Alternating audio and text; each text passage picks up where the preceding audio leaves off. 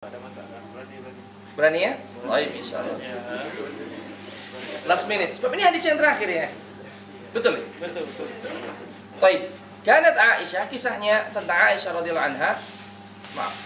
An Aisyah taqalat, dari Aisyah dia berkata, cerita dari beliau, kuntu anamu baina yaday Rasulillah sallallahu alaihi wasallam wa rijlayya fi qiblati. Sungguh aku tidur di hadapan Nabi sallallahu alaihi wasallam dan kakiku berada di arah kiblatnya. Artinya bukan ke arah kiblat, tetapi melintang di hadapan Nabi sallallahu alaihi wasallam. Fa idza sajada ghamazani. Ketika Nabi hendak sujud, Nabi menyentuh kakinya, maka Aisyah pun akan menarik kakinya.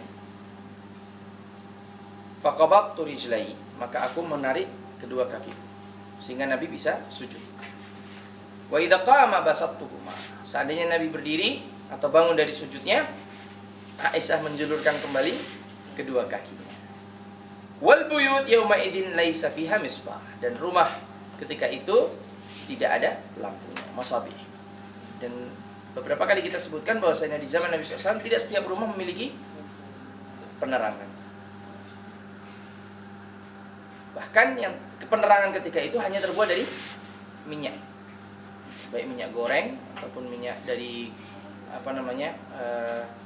kambing mungkin ya, dari lemak kambing, sapi tidak, lemak kambing atau unta. Itu pun mereka tidak mampu memilikinya, dan mereka masih mengandalkan cahaya bulan itu saja. Dan di sini hadis ini menunjukkan beberapa, di antaranya adalah kecilnya rumah Nabi SAW dan sederhanaan hidup beliau. Baik. Kita tunjukkan terlebih dahulu gambaran hadis ini dan faedah yang bisa kita ambil. Kanat Aisyah idza awrada, bagus sekali. Kanat Aisyah idza awrad urida 'alaiha hadits qat' as-salah bil himar wal kalb wal mar'ah tunkir 'alaihi. Aisyah, apabila disampaikan kepada Aisyah ini mengenai hadis Nabi SAW yang menunjukkan salatnya seseorang akan terputus atau batal apabila dilewati oleh himar, anjing dan mar'ah, maka Aisyah mengingkarinya dengan menyebutkan hadis ini. Setiap kali beliau disebutkan hadis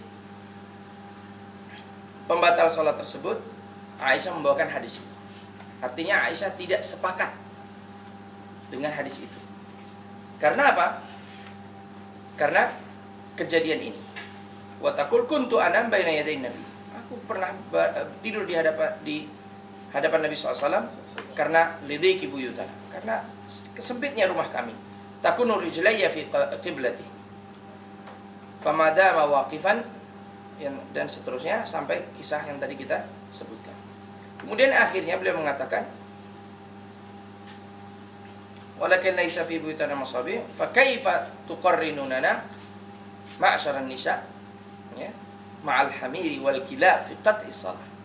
Bagaimana kalian samakan aku dengan dengan keledai dan anjing, ya, yang mana ketiga-tiganya ini sama-sama membatalkan salat seseorang apabila melewati. Ya, Aisyah mengingkari hadis tersebut. Ya. Karena apa? Karena hadis ini, dan dia tidak mau disamakan dengan anjing dan keledai yang sama-sama membatalkan salat seseorang apabila melewati. Nah, ini cerdiknya Aisyah. Apa yang bisa kita melihat dari sini? Jawaz i'tiradin naim. Bolehnya seseorang baring di hadapan seorang yang salat. Ya. Seperti apabila ada keperluan,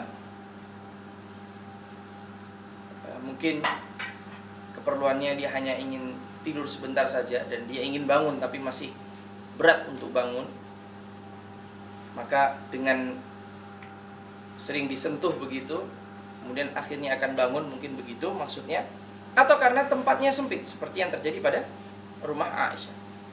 Kemudian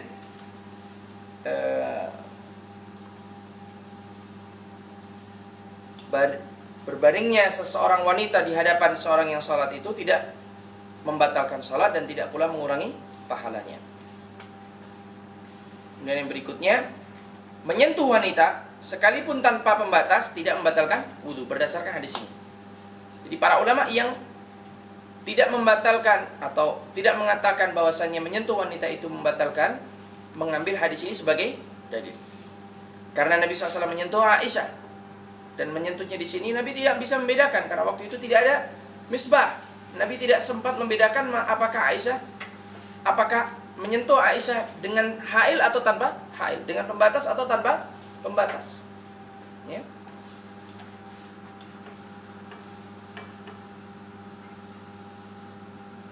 Namun para ulama memberikan qaid atau memberikan batasan, hendaknya ya, dalam hal ini tidak ada syahwat. So, kalau menyentuh dengan syahwat, Imam Ahmad mengatakan batal wudunya dan batal salatnya. Sebab apa? Sebab adanya madhinnah, praduga keluarnya air mati. Dan bukan karena menyentuhnya, tetapi apa? Adanya dugaan dengan apabila seseorang menyentuh dengan syahwat, maka akan keluar darinya air madi yang ini membatalkan wudu dan membatalkan salat. Demikian pula bukan hanya menyentuh, melihat wanita. Menurut Imam Ahmad, apabila seseorang melihat wanita dengan syahwat, sekalipun tidak menyentuhnya, sudah membatalkan wudunya. Ya. Karena adanya praduga keluarnya air madi. Dan air madi tidak akan keluar kecuali apabila ada syahwat. Jadi ketika seseorang merasakan syahwat, maka di saat itu keluar air madi. Nah, dan air madi ini hanya sedikit ya, hanya 1-2 tetes saja, tidak lebih dari itu. Dan sangat sulit sekali mengidentifikasikannya, karenanya biasanya ditunjukkan dengan apa? Setelah adanya syahwat. Apabila merasa ada sesuatu yang keluar setelah adanya syahwat, maka itu disebut dengan madi. Dan ini najis. Untuk dzakar wajib dicuci. Farj pun demikian. Dan ini berlaku pada laki-laki maupun wanita. Namun apabila mengenai pakaian kita, maka cukup dipercik. Karena Nabi SAW mengatakan yakfi annahu qad usibat ma. Yakfi an yarushahu wa annahu qad usibat ma. Cukup baginya air tersebut telah mengenai pakaian itu. Dan di sini rukhsah, kemudahan.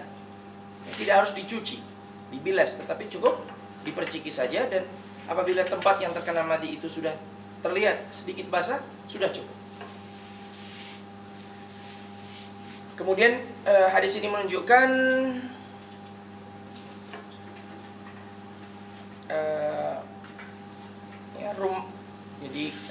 sempitnya kehidupan Nabi SAW, dan yang dicari oleh Nabi SAW adalah apa yang di sisi Allah Subhanahu wa Ta'ala dari surga dan keutamaan, sedangkan di dunia beliau zuhud. Bolehnya gerakan di dalam salat seperti gerakan ini, meskipun berulang-ulang, dan ini termasuk gerakan yang apa? Mubah. Tidak syar'i, tetapi apa? Mubah. Kemudian kita menyebutkan khilaf di antara para ulama